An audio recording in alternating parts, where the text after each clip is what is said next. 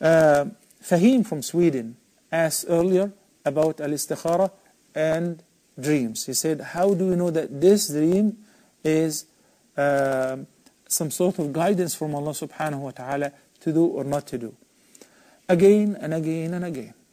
Al-istikhara, simply your part is to empty your mind from any decision making pertaining to choices: to do or not to do, to marry her or not to marry her, to accept this proposal or not to accept it, to travel or not to travel, to buy or not to buy, to sell or not to sell.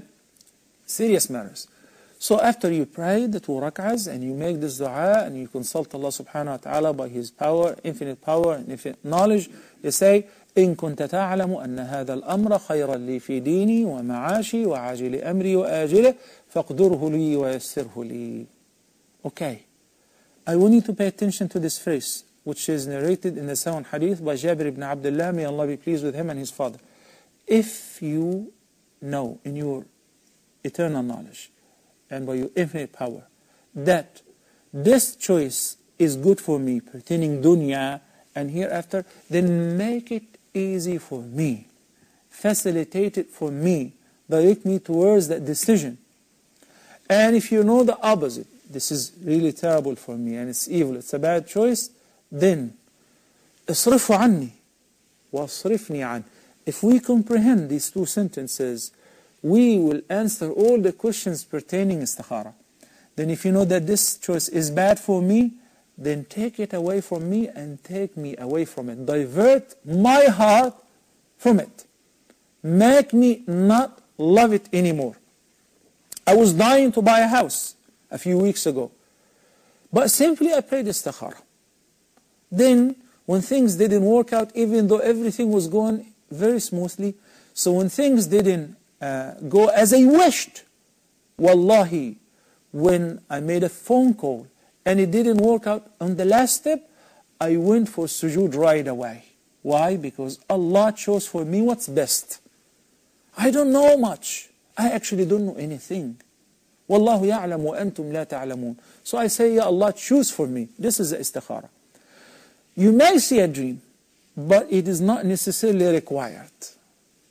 Pay attention to this, because in the Indian subcontinent, it's very widespread that you pray istikhara, you go to sleep. That's why you have to pray istikhara before you go to sleep, so that you can see a dream. Not necessarily true. You may not see a dream. And you can pray istikhara any time other than awqatul karaha, of course, day or night. If you see a dream, fine. If you don't, then how do you know that Allah has accepted your istikhara and He's directing you? Whatever happens is His choice.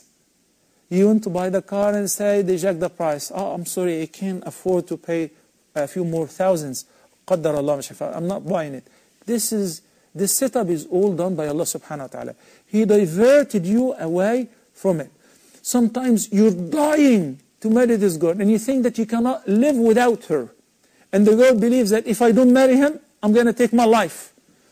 Then you pray istikhara and you say, Ya Allah, choose for me what's best for me. Then all of a sudden you start realizing things and it does not work out and you feel very comfortable with it. That is the actual result of Salatul Istikhara. Barakallahu fikum.